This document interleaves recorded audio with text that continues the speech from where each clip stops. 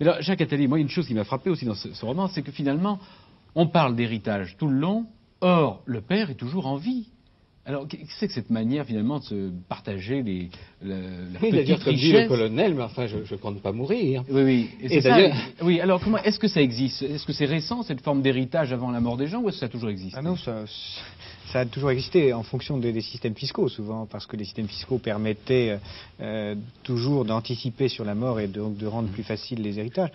Puis il y a des systèmes d'héritage beaucoup plus sophistiqués ou très différents. Vous savez, il y a des sociétés dans lesquelles l'héritage passe de quelqu'un à son neveu, ou avec des règles parentales beaucoup plus sophistiquées. Il y a même des sociétés où il n'y a pas d'héritage du tout.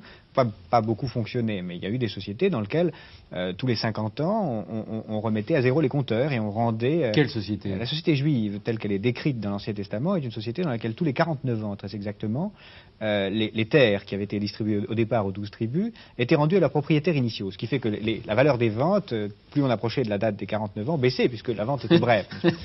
C'était une sorte de révolution culturelle permanente, définitive, radicale. Ouais. Ça n'a pas fonctionné très longtemps. C'est le système le plus radical qu'on puisse imaginer de non-héritage.